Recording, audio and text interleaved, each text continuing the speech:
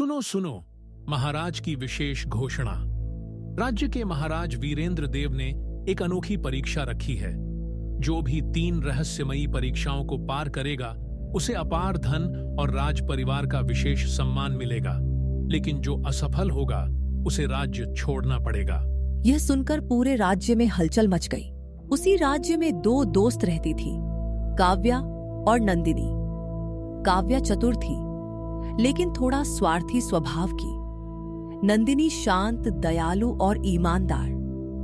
यह मौका हमारे जीवन को बदल सकता है। लेकिन कुछ तो अजीब है। राजा अचानक ऐसी परीक्षा क्यों रखेंगे? राजमहल में सभा लगी। महाराज सिंहासन पर बैठे थे। उनके बगल में मंत्री रघुवर खड़े थे। पहली परीक्षा है, कल सूर्योदय से पहले जो सबसे अनमोल वस्तु लेकर आएगा वही आगे बढ़ेगा। सभी सोच में पड़ गए। काव्या ने मन में सोचा, सबसे अनमोल हीरा, सोना, मोती। उधर नंदिनी सोच रही थी, अनमोल वह होता है जिसकी कीमत नहीं लगाई जा सकती। रात को काव्या चुपके से एक धनी व्यापारी के घर गई।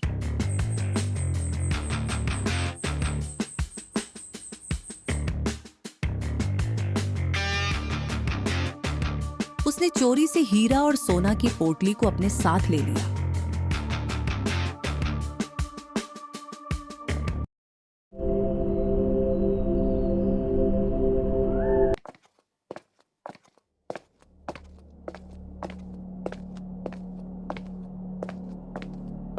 सुबह दरबार में उसने वह पोटली प्रस्तुत की।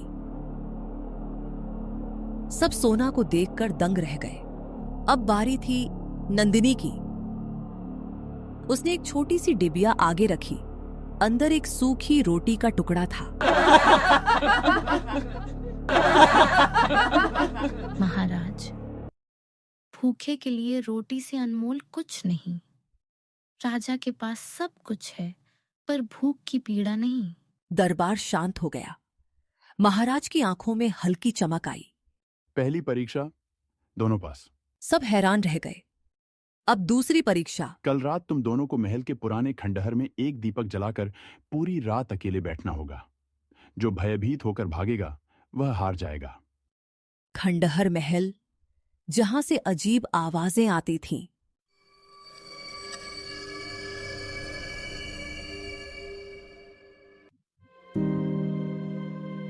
रात आई। काव्या अंदर गई।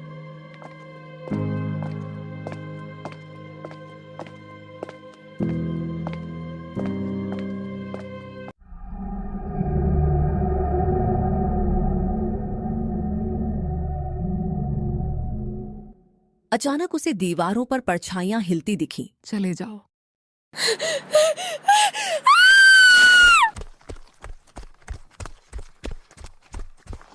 काव्या डर गई। उसने देखा कोई काला साया उसके पास खड़ा है। वह चीख पड़ी और भाग गई। उधर नंदिनी भी वही आवाजें सुन रही थी।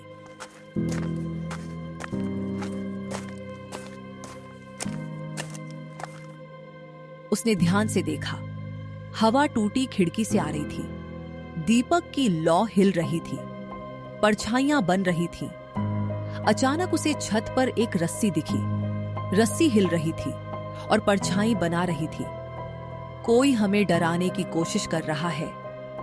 वह चुपचाप बैठी रही। सुबह हुई। महाराज ने घोषणा की, दूसरी परीक्षा में नंदिनी विजेता है। काव्या के मन में शक जागा और वह मन ही मन सोचने लगी, क्या यह सब पहले से तय था? अब अंतिम परीक्षा बची थी। महाराज बोले, आज रात दरबार में एक रहस्य उजागर होगा। जो सच्चाई बताएगा वही विजेता होगा। राजमहल से चोर चोर की आवाज आ रही थी।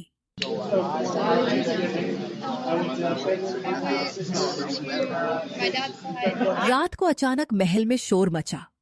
राजकोष से सोना गायब। महाराज, चोर यही है। दरबार में ही कोई गद्दार है। महाराज गुस्से में थे, फिर भी वह गुस्से को शांत कर बोले, जिसने सच्चाई पकड़ी वही विजेता। काव्या ने तुरंत कहा, महाराज, नंदिनी ही दोषी है। वह रात भर महल में थी। लेकिन नंदिनी बोली, महाराज, असली चोर कोई और है। कौन है चोर?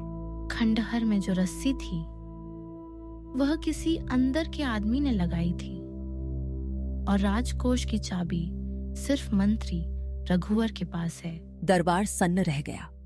मंत्री का चेहरा पीला पड़ गया। नंदिनी बोली, रात मैंने देखा था कोई परछाई मंत्री के कक्ष से निकल रही थी। सेनापति सैनिकों को ले जाकर तुरंत मंत्री के कक्ष की तलाशी ली जाए।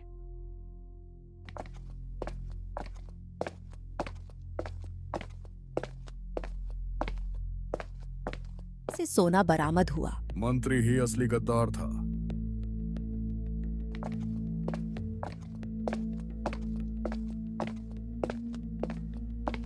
महाराज, सोना रघुवर मंत्री के महल से मिला है। महाराज क्रोधित हुए। रघुवर, तुमने राज्य से विश्वासघात किया। मंत्री को कारागार में डाल दिया जाए, ये हमारा आदेश है। महाराज ने नंदिनी की ओर देखा। तुमने केवल बुद्धि नहीं, साहस भी दिखाया है। तुम सच्ची विजेता हो। काव्या सिर झुकाकर खड़ी थी। वह बोली, मुझे क्षमा करें महाराज, मैंने जल्दबाजी में आरोप लगाया। नंदिनी मुस्कुराई और बोली, गलती मान लेना भी साहस है। महाराज ने नंदिनी को राज्य की सलाहकार नियुक्त किया और धीरे धीरे काव्या भी बदल गई। मंत्री रघुवर को कारागार में डाल दिया गया। कहानी अभी समाप्त नहीं हुई थी। नंदिनी को सलाहकार नियुक्त होने के बाद बहुत सी परेशानी का सामना करना पड़ा। उसे देखने के लिए नेक्स्ट एपिसोड के लिए लाइक, शेयर, सब्सक्राइब कीजिए।